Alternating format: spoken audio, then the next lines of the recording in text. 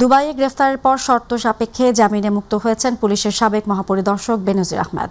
প্রধানমন্ত্রী পররাষ্ট্র বিষয়ক উপদেষ্টা হুমায়ুন কবির জানান, বেনজিরকে ফিরিয়ে আনার ব্যাপারে স্বরাষ্ট্র মন্ত্রণালয় প্রয়োজনীয় প্রক্রিয়া শুরু করেছে। আর বেনজির আহমেদকে দেশে ফিরে বিচার মুখোমুখি করতে আরব আমিরাতের সঙ্গে যোগাযোগ অব্যাহত রয়েছে বলেও জানিয়েছেন পররাষ্ট্র প্রতিমন্ত্রী। অন্যদিকে দুদক মহাপরিচালক জানান, বেনজিরের বিষয়ে দুদকের কোনো গাফিলতি ছিল না। শবনম অবনীর রিপোর্ট। দুবাইয়ে পুলিশের সাবেক মহাপরিদর্শক বেনজির আহমেদের মুক্তির খবর নিয়ে চলছে আলোচনা। রোববার পররাষ্ট্র মন্ত্রণালয়ে সাংবাদিকদের প্রশ্নের জবাবে প্রধানমন্ত্রীর পররাষ্ট্র বিষয়ক উপদেষ্টা হুমায়ুন কবির জানান, বিষয়টি নিয়ে এখনও পুরোপুরি অবগত নন তিনি। বাংলাদেশের পররাষ্ট্রনীতির অবস্থান নিয়েও কথা বলেন পররাষ্ট্র উপদেষ্টা। জানান, ইরানকে আক্রমণের জন্য নয়, হুতিদের প্রতিহত করতেই সৌদি প্রতিরক্ষা জোটে বাংলাদেশের অংশগ্রহণ। আলাপ আলোচনা চলছে, অগ্রগতি হইল হোম মিনিস্ট্রি থেকে বা আমরা ফরেন মিনিস্ট্রি থেকে আমরা এদিকে ন্যাশনাল অ্যাকশন প্ল্যান 2026-30 অনুষ্ঠানে অংশগ্রহণ শেষে পররাষ্ট্র প্রতিমন্ত্রী শামা ওবায়েদ জানান, বেনজির আহমেদ ছাড়া পাওয়া সংযুক্ত আরব আমিরাতের আইনি প্রক্রিয়ারই অংশ। তাকে দেশে ফিরিয়ে এনে বিচারের মুখোমুখি করতে দেশটির সংশ্লিষ্ট কর্তৃপক্ষের সঙ্গে যোগাযোগ অব্যাহত রয়েছে। বাংলাদেশ সরকারের সাথে সংযুক্ত আরব আমিরাতের সরকারের যে যোগাযোগ চলছে এবং কাগজপত্র আদান প্রদান হয়েছে। তারা কিছু তথ্য আমাদের কাছ থেকে স্পেসিফিক জানতে চেয়েছে স্বরাষ্ট্র মন্ত্রণালয় এবং পররাষ্ট্র মন্ত্রণালয়ের কাছ থেকে। সেটা আমরা তাদেরকে সরবরাহ করেছি, কাজ চলছে। আমরা আশা করছি খুবই শীঘ্রই এই অভিযুক্ত আসামিকে বেনজিরকে ঢাকায় বাংলাদেশে ফিরিয়ে এনে তার বিচার কাজ এখানে সম্পন্ন করা যাবে।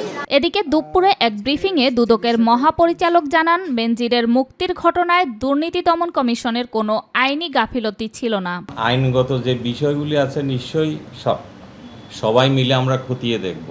মানে আমাদের এখান থেকে যা যা পাঠানোর যা যা করার আমরা সবই করেছি।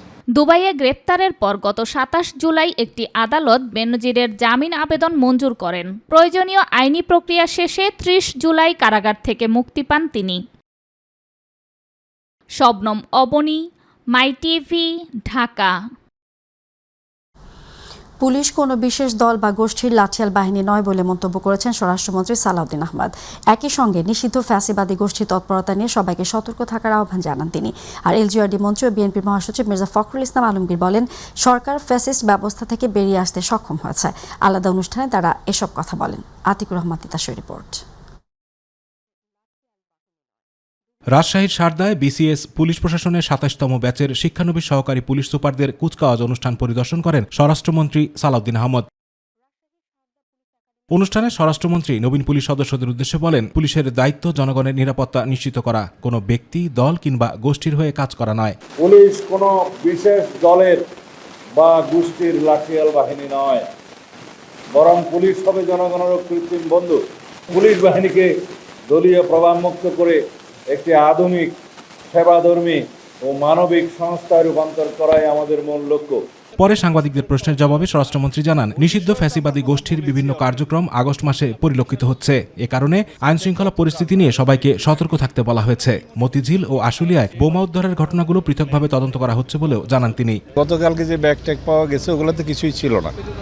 এর আগে একদিন একটা প্রেসার কুকারে জিনিস পাওয়া গেছে আশুলিয়াতে, সেটার বিষয়ে আমরা তদন্ত করতেছি, এর পিছনে কে থাকতে পারে। মতিঝিলে যেটা হচ্ছে ওটাও আলাদা তদন্ত হচ্ছে। মেট্রো রেলের কিছু আওয়ামী ফ্যাসিবাদী গোষ্ঠী, যেটা নিষিদ্ধ ঘোষিত রাজনৈতিক গোষ্ঠী, তাদের বিভিন্ন কার্যক্রম আগস্ট মাসে পরিলক্ষিত হচ্ছে। তো সেই জন্য আমরা সবাইকে সতর্ক থাকতে বলেছি। এদিকে ঠাকুরগাঁয়ে আইনজীবী সমিতির সংবর্ধনা অনুষ্ঠানে এলজিআরডি মন্ত্রী মির্জা ফখরুল ইসলাম আলমগীর বলেন, সরকার ফ্যাসিস্ট ব্যবস্থা থেকে বেরিয়ে আসতে সক্ষম হয়েছে। আসলে বাংলাদেশে একটা দীর্ঘ লড়াই হয়েছে, সংগ্রাম হয়েছে। আমরা একটা ফ্যাসিস্ট একটা শাসন ব্যবস্থা থেকে বেরিয়ে আসতে সক্ষম হয়েছি। নতুন একটা সম্ভাবনা সৃষ্টি হয়েছে। সেই সম্ভাবনা হচ্ছে একটা গণতান্ত্রিক ব্যবস্থাকে সুদৃঢ় করা। গণতন্ত্র যদি চলে, গণতন্ত্র যদি প্র্যাকটিস হয়, তাহলে বাকি সব কাজগুলো হয়ে যায়। আমরা একটা প্রশাসনকে যদি দক্ষ প্রশাসন হিসেবে গড়ে তুলতে পারি, তাহলে রাষ্ট্র উপকৃত হবে।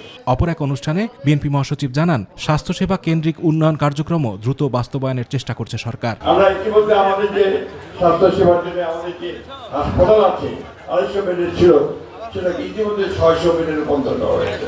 আমরা একটা মেডিকেল কলেজ এখানে স্থাপন করতে যাচ্ছি। আমরা চেষ্টা করছি কাজগুলো যত দ্রুত করা যায় স্বাস্থ্য সেবার ক্ষেত্রে। আতিকুর রহমান তিতাস, মাই টিভি।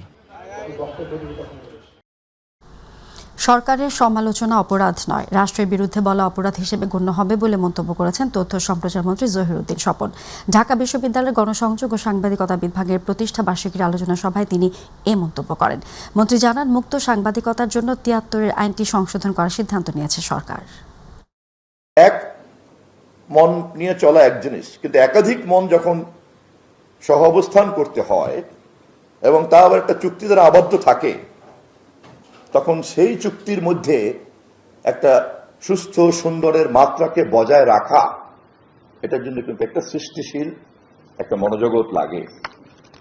একটা সংসারকেও যদি আমরা একটা প্রতিষ্ঠানের ইউনিট হিসেবে দেখি এবং তার যদি সর্বোচ্চ একটা ইউনিট হিসেবে আমরা রাষ্ট্রকে দেখি, তাহলে আমরা কিন্তু বুঝতে পারবো যে কোনো প্রতিষ্ঠানকে সংহত রাখা এবং সেটাকে একটা শুভ উদ্দেশ্যে ধাবিত করা এবং সেই প্রবাহকে নেতৃত্ব দেওয়া, এটার জন্য কিন্তু একটা আলাদা এক ধরনের দক্ষতা যোগ্যতা লাগে। সম্ভবত এটাকেই নেতৃত্ব বলে। ৩১ দফার ইশতেহারের সংস্কারের কথা থাকলে এখন তা বাস্তবায়ন করছে না বিএনপি। এ সরকার অতীতের মতো জল খোলা করে সংস্কার বাস্তবায়ন করবে বলে জানিয়েছেন বিরোধী দলীয় নেতা ও জামায়াত আমির ডক্টর শফিকুর রহমান। জুলাই গণ অভ্যুত্থান নিয়ে জাতীয় প্রেস ক্লাবে বাংলাদেশ লেবার পার্টির আলোচনা সভায় কথা বলেন তিনি। বিরোধী দলীয় নেতা বলেন, স্বৈরাচারের ফটোকপি এ সরকারের মধ্যে দেখা যাচ্ছে। এসএম আরিফের রিপোর্ট। জাতীয় প্রেস ক্লাবে বাংলাদেশ লেবার পার্টি আয়োজিত জুলাই গণ অভ্যুত্থান নিয়ে এই আলোচনা সভা। এমন কোনো জায়গা নেই যেখানে দলের লোককে নিয়োগ দেওয়া হচ্ছে না।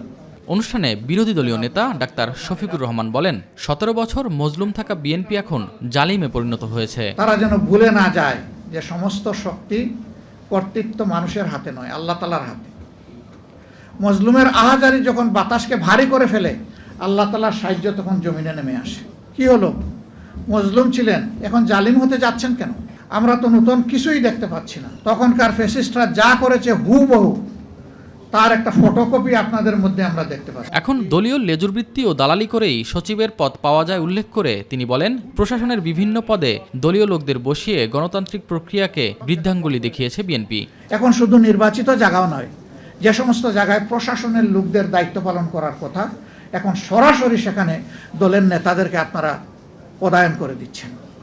বাংলাদেশের নতুন নজির আপনারা স্থাপন করছেন। আমরা পরিষ্কারভাবে ঘোষণা দিচ্ছি, এগুলো আমরা প্রত্যাখ্যান করলাম, এগুলো আমরা মানি না, এগুলো আমরা মানব না। নির্বাচনী ইশতেহারে সংস্কারের কথা থাকলেও বিএনপি এখন তা বাস্তবায়ন করছে না বলেও জানান জামায়াত আমির।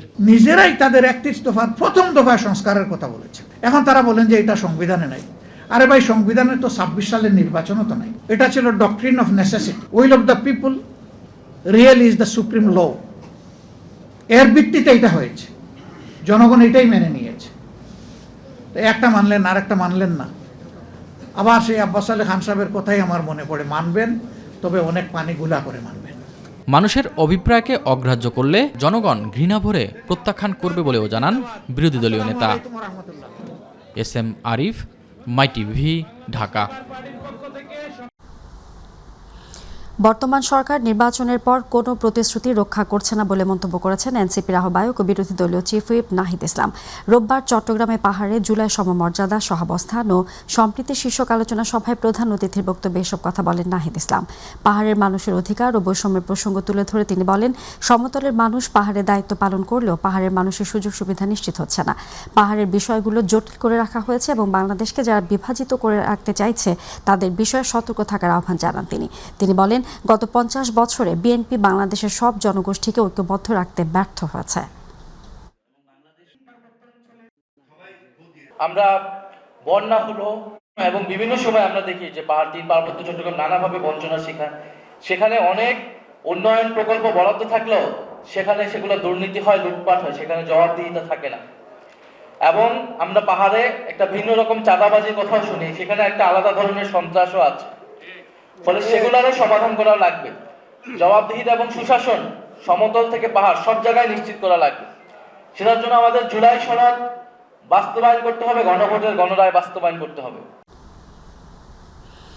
রাষ্ট্র সংস্কারে যদি কোনো পরিবর্তন না আসে তাহলে বর্তমান অন্তর্বর্তীকালীন সরকারকে মানুষ কাঠ গড়ায় দাঁড় করাবে বলে জানিয়েছেন এবি পার্টির চেয়ারম্যান মুজিবুর রহমান মঞ্জু।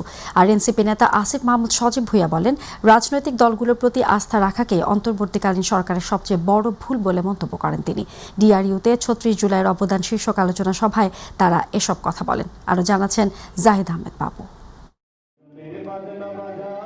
জুলাই আন্দোলনের অর্জন, রাষ্ট্র সংস্কার এবং বর্তমান রাজনৈতিক পরিস্থিতি নিয়ে আমার বাংলাদেশ পার্টি আয়োজিত এই আলোচনা সভা। এই সময় এবি পার্টির চেয়ারম্যান মুজিবুর রহমান মঞ্জু বলেন, গত 2 বছরে সফলতার চেয়ে ব্যর্থতার পাল্লাই ভারী। তাহলে আমাদের যে ব্যর্থতা বা আমাদের যে সাফল্যের আকাঙ্ক্ষা, এই দুটির জন্য আমরা কিন্তু এই দুটি সরকারকেই আমরা পর্যালোচনা করব, মূল্যায়ন করব।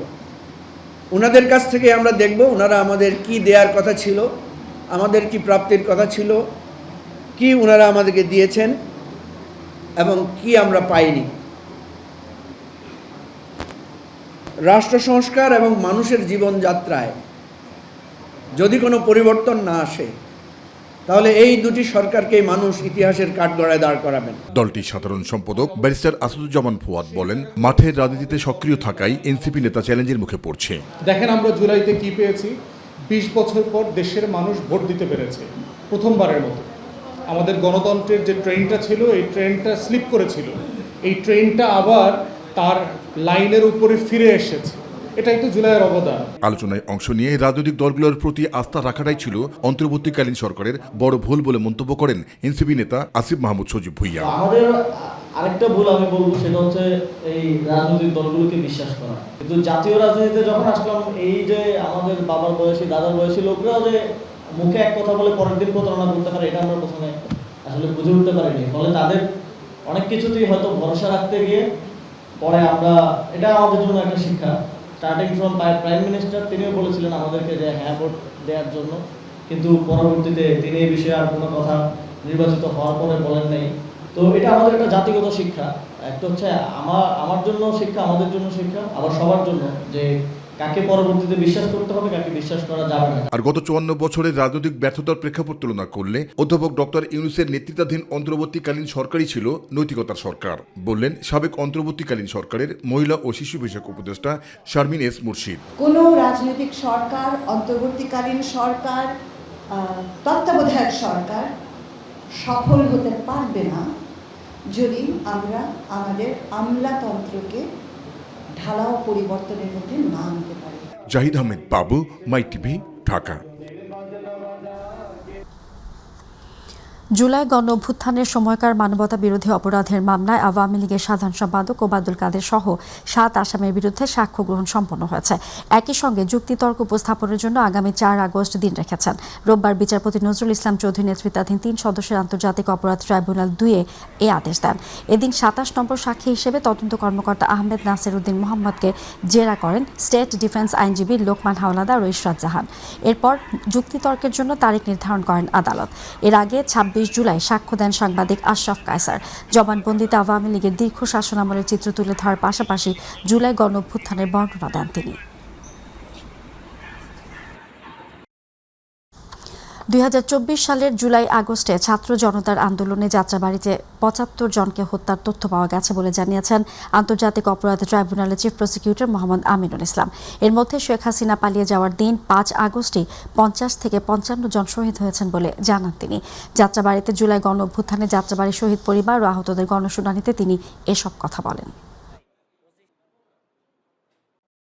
যাত্রাবাড়ির এই ঘটনাটাকে আমরা সবচেয়ে বেশি প্রায়োরিটি দিচ্ছি। আমরা এই জুলাই আন্দোলনের মধ্যে যাত্রাবাড়িতে যে মানবতা বিরোধী অপরাধ সংঘটিত হয়েছে সেইটিকে আমরা প্রায়োরিটি বেসিসে দ্রুততার সাথে সমস্ত ঘটনার মামলার ইনভেস্টিগেশন আমরা শেষ করব। এই মামলার অন্তত যাত্রাবাড়িতে যে মামলা ঘটনাগুলো ঘটেছে সেটি আমরা অত্যন্ত দ্রুততার সাথে যত দ্রুত সম্ভব এই মামলার বিচার কার্য আমরা সম্পন্ন করব। ঢাকার চারপাশে 110 কিলোমিটার নৌপথে ওয়াটার বাস চালু করা হবে বলে জানিয়েছেন সড়ক পরিবহন ও সেতুমন্ত্রী শেখ রবিউল আলম। আর ঢাকা উত্তর ও দক্ষিণ সিটি কর্পোরেশনের প্রশাসকরা বলেছেন, নদী ও জলাশয় দূষণমুক্ত রাখতে পার বেঁধে দেওয়ার পরিকল্পনা করা হচ্ছে। প্রধানমন্ত্রী তারেক রহমানের সাথে সাক্ষাৎ শেষে তারা এসব কথা বলেছেন। ইউসুফ আলীর রিপোর্ট। রাজধানী ঢাকার চারপাশে বৃত্তাকার নৌপথের উন্নয়ন করতে মন্ত্রিপরিষদ বিভাগে প্রধানমন্ত্রী তারেক রহমানের সাথে বৈঠকে বসেন সড়ক পরিবহন সেতুমন্ত্রী এবং ঢাকা উত্তর ও দক্ষিণ সিটি কর্পোরেশনের প্রশাসকগণ। সভা শেষে সড়ক পরিবহন ও সেতুমন্ত্রী শেখ রবিউল আলম বলেন, ঢাকাকে ঘিরে রাখা 4টি নদীতে ওয়াটার বাস চালু করার নির্দেশনা দিয়েছেন প্রধানমন্ত্রী। ওয়াটারওয়েজ যেটা আছে ঢাকা শহরের চারপাশে, সেটা প্রায় 110 কিলোমিটারের মতো। তো সেখানে কিভাবে ওয়াটার বাস এবং নৌযাত্রা যেগুলি আছে সেটা নিশ্চিত করা যায়। একটা সময় 2005 সালে তখনকার প্রধানমন্ত্রী বেগম খালেদা জিয়া সেটা উদ্বোধন করেছিলেন। পরবর্তীতে সেটা চলেছিল, বিগত সরকারের আমলে সেটা বন্ধ হয়ে যায়, অকেজো হয়ে যায়। তো আমাদের সরকারের একটা পরিকল্পনা রয়েছে যে আমাদের যে নদী সংযোগটা আছে, 4টি নদীর সংযোগ, তো এই 4টি নদী ঢাকাকে পরিবেষ্টিত করা আছে। সেই জায়গাগুলিতে আমরা ওয়াটার বাস এবং যেটাকে বলা হয় নৌপথে চলাচলটা যাত্রীদের জন্য নিশ্চিত করতে চাই, মনোরম পরিবেশে নিশ্চিত করতে চাই। ঢাকা উত্তর ও দক্ষিণ সিটি কর্পোরেশনের প্রশাসকরা বলেন, নৌযান যাতে সঠিকভাবে চলাচল করতে পারে সেজন্য প্রয়োজনীয় সকল উদ্যোগ নেওয়া হবে। প্রধানমন্ত্রী উনি নিজে ইচ্ছা পোষণ করছেন এবং ঢাকা শহরে যেভাবে সড়কে পরিবহনগুলো চলছে, জনগণের দৈনন্দিন জীবন আরও সহজ করার জন্য নৌপথকে একইভাবে উনি ব্যবহার করার জন্য উনি ইতিমধ্যে নির্দেশনা দিয়েছেন। এই নৌপথকে ব্যবহার করতে গেলে বিভিন্ন জায়গায়, যেই জায়গায় সিটি কর্পোরেশন কিংবা অন্য অন্য গার্মেন্টসের যে কেমিক্যাল, যে বর্জ্য পদার্থগুলো আছে সেগুলো নদীতে থেকে কিভাবে রোধ করা যায়, রোধ করে পানি দূষণ থেকে কিভাবে একটা সচল নদীকে তৈরি করা যায়, সেই বিষয় নিয়েই মূলত কথা হয়েছে। কারমাঙ্গি চর তো এটা পুরা চর, এটা মানে ইসের মধ্য দিয়েই, এই আবর্জনা দিয়েই আজকের এইটা সৃষ্টি হয়েছে। তাই কাজে সেটাকে পাড়গুলো বেঁধে কিভাবে আবর্জনা যাতে নদীতে না ফেলে, সেটার জন্য আমরা জনগণকে উৎসাহিত করব। ইউসুফ আলী, মাই টিভি, ঢাকা। রাজধানীর উত্তরখান এলাকায় ঢাকা উত্তর সিটি কর্পোরেশনের প্রশাসক মোহাম্মদ শফিকুল ইসলাম খান, স্থানীয় সংসদ সদস্য এস.এম. জাহাঙ্গীর হোসেন, পুলিশের ঊর্ধ্বতন কর্মকর্তা সহ সিটি কর্পোরেশনের পরিচ্ছন্নতা কর্মীদের উপর হামলার ঘটনায় 3 জনকে গ্রেফতার করেছে পুলিশ।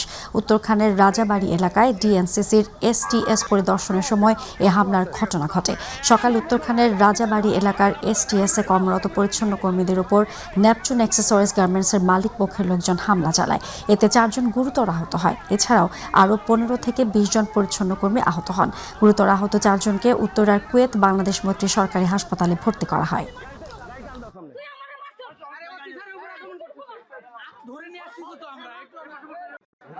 নদীর ওই পার থেকে আরএসপুর থেকে ভাড়া করা কিছু গুন্ডা বাহিনী এনে আমাদের এমপি সাহেবের গাড়িতে ইট নিক্ষেপ করে এবং আমাদের সম্মানিত প্রশাসক মহোদয়ের গাড়িতে ইট নিক্ষেপ করে, আমাদের সবার গায়ের উপরে ইট নিক্ষেপ করে। আমার নিজের হাতেও ইট লেগেছে। এসএস পাইপ, দেশীয় পাইপ, ইট পাটকেল, কাঠ এগুলো নিয়ে ভিতরে সন্ত্রাসী বাহিনী নিয়ে বসে আছিল আগে থেকেই পরিকল্পিতভাবে। এরা ভিতরের সন্ত্রাসী নিয়ে আগে থেকেই ওরা উৎপত্তি ছিল এখানে। এক একজনের হাতে রড, পাইপ, তারপরে লাঠি, সোটা, রামদাও ছিল কয়েকজনের হাতে। যদি পরিচ্ছন্ন কর্মীদের কোনো অপরাধ থাকে সেটা এখানে ডিএনসিসির মেয়র আছে, ডিএনসিসির প্রশাসক আছে, তাকে তারা বলতে পারতো বা তার কাছে তারা অ্যাপ্লিকেশন করতে পারতো তাদের কোনো সমস্যা হইলে। সেই সমস্যা সমাধান না করে তারা নিজেরা গায়ের জোরে ওই এলাকাটা একটা রাম রাজত্ব কায়েম করেছে। আমরা অবশ্যই মনে করি যে রাম রাজত্ব কায়েম করে কেউ টিকে থাকতে পারবে না। আগস্ট মাসের জন্য 12 কেজি এলপিজি সিলিন্ডারের দাম 70 টাকা বাড়ানো হয়েছে। গত মাসে 12 কেজি সিলিন্ডারের দাম ছিল 1528 টাকা। ভোক্তা পর্যায়ে সিলিন্ডার গ্যাসের নতুন দাম আজ সন্ধ্যা থেকে কার্যকর হবে। Bangladesh energy regulatory commission BERC এক প্রেস বিজ্ঞপ্তিতে নতুন এ দর ঘোষণা করে। এতে বলা হয়, ভোক্তা পর্যায়ে সিলিন্ডার গ্যাসের নতুন দাম আজ সন্ধ্যা থেকে কার্যকর হবে। ঘোষণা অনুযায়ী গৃহস্থালিতে বহুল ব্যবহৃত 12 কেজি ওজনের এলপিজি সিলিন্ডারের দাম 70 টাকা বাড়িয়ে রিটেইলার পয়েন্টে ভোক্তা পর্যায়ে মূসক সহ নতুন মূল্য নির্ধারণ করা হয়েছে 1598 টাকা, যা আগে ছিল 1528 টাকা। নতুন ঘোষিত এ দাম পরবর্তী আদেশ না দেওয়া পর্যন্ত বহাল থাকবে। রাজধানীর বসুন্ধরা আবাসিক এলাকায় অভিযান চালিয়ে অনলাইন প্রতারণার অভিযোগে 3 চীনা নাগরিক সহ 4 জনকে গ্রেফতার করেছে ডিবি। এ সময় তাদের কাছ থেকে 14টি ল্যাপটপ, 16টি স্মার্টফোন, বিভিন্ন অপারেটরের 6,000 বেশি সক্রিয় সিম কার্ড, 20টি জিএসএম গেটওয়ে মেশিন, 26 বোতল বিদেশি মদ এবং নগদ 2,09,700 টাকা জব্দ করা হয়। ডিবি জানায়, গ্রেফতাররা ভিওআইপি প্রযুক্তি ও জিএসএম গেটওয়ে ব্যবহার করে অনলাইন প্রতারণা এবং জুয়ার নেটওয়ার্কের মাধ্যমে অনলাইনে প্রতারণা পরিচালনা করছিল। ভুয়া চাকরির প্রলোভন ও বাড়তি আয়ের লোভ দেখিয়ে সাধারণ মানুষের কাছ থেকে অর্থ হাতিয়ে নিত। বসুন্ধরা আবাসিক এলাকায় একটি ফ্ল্যাটে অভিযান পরিচালনা করে দেখা যায় যে চাইনিজরা বিভিন্ন সময় এসে হোটেলের মতো থাকে। ওই বিল্ডিংয়েরই 4 তলা এবং 5 তলায় আমরা পুরো ফ্ল্যাটে যাই, যেয়ে দেখি যে ওখানে এই যে অনলাইন গেটওয়ের জুয়া সহ অন্যান্য যে প্রতারণামূলক কাজ হয় সেই কাজে অনেকগুলো ডিভাইস নিয়ে ওই চাইনিজ ইয়ারা বসে আছে। ওখান থেকে আমরা যে সমস্ত ডিভাইস জব্দ করছি এই অবৈধ কাজ ব্যবহারের জন্য 14টা ল্যাপটপ, 16টা মোবাইল, 6,000-এর ওপরে আমাদের বিভিন্ন প্রোভাইডারের সিম, তারপরে গেটওয়ে মেশিন 20টা, বিদেশি মদও পেয়েছি আমরা ওখানে প্রায় 26 বোতলের মতো। চট্টগ্রামের শীর্ষ সন্ত্রাসী ডেভিড ইমনের বিরুদ্ধে ফটিকছড়ি থানায় দায়ের করা হত্যা ও অস্ত্র আইনের 2টি মামলায় মোট 14 দিনের রিমান্ড আবেদন করে পুলিশ। পরে চট্টগ্রামের সিনিয়র জুডিশিয়াল ম্যাজিস্ট্রেট আদালত 2 মামলায় মোট 10 দিনের রিমান্ড মঞ্জুর করেন। হাটহাজারী সার্কেলের অতিরিক্ত পুলিশ সুপার কাজী মোহাম্মদ তারেক আজিজ জানান, ডেভিড ইমনকে জিজ্ঞাসাবাদের মাধ্যমে তার সহযোগী ব্যবহৃত অস্ত্রের উৎস এবং সংঘবদ্ধ সন্ত্রাসী কর্মকাণ্ড সম্পর্কে গুরুত্বপূর্ণ তথ্য সংগ্রহের চেষ্টা করা হবে। এর আগে গত 29 জুলাই যশোর থেকে ডেভিড ইমন সহ 4 জনকে গ্রেফতার করা হয়। আজকে ফটিকছড়ির 2টি মামলা, একটি অস্ত্র এবং একটি হত্যা মামলা, এবং হাটহাজারীর একটি মামলায় যে বড় দিঘির পারে যে ঘটনা, চাঁদাবাজির ঘটনা, ওই মামলার ঘটনায় তাকে বিজ্ঞ আদালতে উপস্থাপন করা হয়েছে। ফটিকছড়ির যে 2টি মামলা, এর মধ্যে অস্ত্র মামলায় ডেভিড ইমন সহ তার সহযোগী যারা আছেন 4 জন, তাদেরকে 5 দিনের রিমান্ড বিজ্ঞ আদালত মঞ্জুর করেছেন। আর যে হত্যা মামলাটা ফটিকছড়ির, সেই হত্যা মামলাটিতে বিজ্ঞ আদালত ডেভিড ইমনকে 5 দিনের রিমান্ড মঞ্জুর করেছেন। যে সমস্ত মামলায় ডেভিড ইমন জড়িত আছে, যে সমস্ত ঘটনায় ডেভিড ইমন জড়িত, সেই সমস্ত মামলায় তাদেরকে শোন অ্যারেস্ট এবং পর্যায়ক্রমে রিমান্ড প্রেরণ দেওয়া হবে। কোনো আগাম তথ্য কিংবা প্রোটোকল ছাড়াই হাসপাতালে আকস্মিক পরিদর্শনে গিয়ে চরম অব্যবস্থাপনা দেখে তীব্র ক্ষোভ প্রকাশ করেছেন স্বাস্থ্য পরিবার কল্যাণ মন্ত্রী সরদার মোহাম্মদ সাখাওয়াত হোসেন। পরিদর্শনকালে ভুক্তভোগী রোগীদের চরম দুর্দশার চিত্র দেখে এর জন্য দায়ী কর্মকর্তা কর্মচারীদের দ্রুত চিহ্নিত করে দৃষ্টান্তমূলক শাস্তির নির্দেশ দেন তিনি। দুপুরে পূর্ব সতর্ক বার্তা ছাড়াই মন্ত্রী সরাসরি গাইবান্ধা জেলা সদর হাসপাতালে উপস্থিত হন। তিনি হাসপাতালে জরুরি বিভাগ, বিভিন্ন সাধারণ ওয়ার্ড এবং কেন্দ্রীয় ওষুধ ভান্ডার সরেজমিনে ঘুরে দেখেন।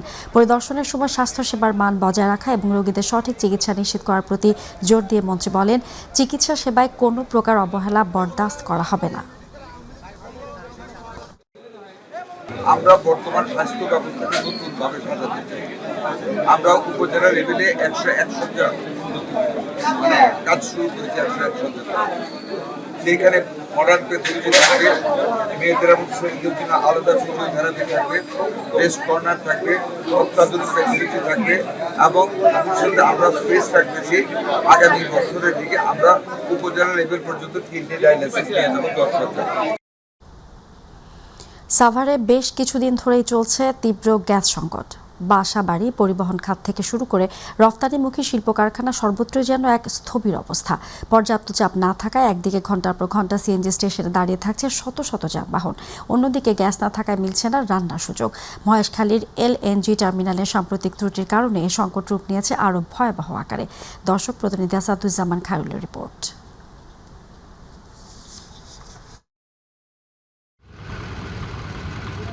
ঘন্টার পর ঘন্টা দাঁড়িয়ে আছে গাড়ি, কিন্তু মিলছে না কাঙ্ক্ষিত গ্যাস। সাভার ও তার আশপাশের ফিলিং স্টেশনগুলোর নিত্যদিনের চিত্র এটি। ভোগান্তির চিত্র শুধু সড়কের যানবাহনগুলোতেই সীমাবদ্ধ নয়, বাসাবাড়িতেও দেখা দিয়েছে গ্যাসের তীব্র সংকট। রান্না করতে না পেরে বিকল্প হিসেবে ব্যবহার করতে হচ্ছে সিলিন্ডার গ্যাস বা লাকড়ি, যা সাধারণ মানুষের জীবনযাত্রায় ব্যয় বাড়িয়ে দিয়েছে বহুগুণ। মানুষ যে এইভাবে যে করতেছে, এই যে গ্যাস না আইলে তো মানুষ তো এই যে আস্তে আস্তে বাড়াতে যাইতেই আছে গা। জুলুম করে আইন দিয়ে যে যাবো, গ্যাসের চুলায় বহা দিলে তাড়াতাড়ি করে আইন দিয়ে গেছি গা কাজে। সমস্যাই তো এরা তাড়াতাড়ি সময় মতন হইলে সময় মতন তো হয় না। এবার 2-3 চিলা খালি থাকছে, ওটা আমদানি গেছে, উমের আছে এবার 1 চিলা আমদানি আগে। এই সংকটের কারণে সাভারের শিল্পাঞ্চলে নেমে এসেছে চরম মন্দা। গ্যাসভিত্তিক রপ্তানিমুখী পোশাক ও ডাইং কারখানাগুলোতে উৎপাদন মারাত্মকভাবে ব্যাহত হচ্ছে। স্থানীয়রা বলছেন, আমদানি করা এলএনজি নির্ভরতা কমিয়ে দেশের নিজস্ব পুরনো গ্যাস ক্ষেত্রগুলো থেকে উত্তোলন বাড়ানো এবং স্থল ও সমুদ্রভাগে নতুন নতুন গ্যাসকূপ অনুসন্ধানে দ্রুত কার্যকর পদক্ষেপ নেওয়া না হলে এই সংকট থেকে উত্তরণ সম্ভব নয়। এই সিরিয়ালে দিয়ে গ্যাস নিতেছি, দীর্ঘত 1 ঘন্টা ধরে আমরা সিরিয়ালে আছি। এখন যদি ওনারা বিল বাড়াইতে চায় সেটাও করুক, আমাদের যাতে কষ্টটা না দেয়। সরকারের কাছে আবেদন যে তাড়াতাড়ি এই সমস্যাটা সমাধান করতে পারে যেন। এদিকে শিল্পাঞ্চলের সংকট নিরসনের দাবিতে তিতাস অফিস ঘেরাও করে বিক্ষুব্ধ এলাকাবাসী। আমরা যে রীতিমতো গ্যাস বিল দিয়ে আসছি, আমাদের ওই এলাকায় আমরা মোটামুটি একটা জরিপ করছি, তাতে প্রতি মাসে 1.5 কোটি টাকা দিই। আমরা অনেকবার জানানোর পরে এরা কোনো পদক্ষেপ গ্রহণ করে নাই, কিন্তু আমরা প্রতি মাসে ঠিক মতো বিল দিয়ে আসতেছি। আপনারা দয়া করে যাতে আমরা অবিলম্বে গ্যাস পাই সেই ব্যবস্থা করার জন্য আপনাদের কাছে আমরা অনুরোধ জানাচ্ছি। বিষয়টি গুরুত্বের সঙ্গে নিয়ে সমস্যা সমাধানের আশ্বাস দিয়েছে তিতাস কর্তৃপক্ষ। আমরা বিষয়টা জানলাম যে কোন কোন এলাকায় গ্যাস পাচ্ছে না। এখন আমরা কোন এলাকায় ওই লাইন, ওইটা কোন লাইন থেকে আসতেছে, আমরা চেষ্টা করব যে ওই লাইনে কিভাবে প্রেসার বাড়াইলে এই প্রবলেমটা সলভ করা যায়, এটা আমরা চেষ্টা করব। আসাদুজ্জামান খাইরুল, মাই টিভি, সাভার। দেশের কৃষি প্রধান জেলা মানিকগঞ্জ। কয়েকদিনে টানা বৃষ্টিতে ডুবে গেছে জেলার 241 হেক্টর জমির ফসল। এতে করে সবজির ব্যাপক ক্ষতি হয়েছে। টাকার পরিমাণে যা 3 কোটি টাকার উপরে। উৎপাদন কমায় যার প্রভাব পড়ছে পাইকারি ও খুচরা বাজারে। দর্শক প্রতিনিধি মোহাম্মদ আজিজুল হাকিমের রিপোর্ট, জানাচ্ছেন হাফিজা খানম জ্যোতি।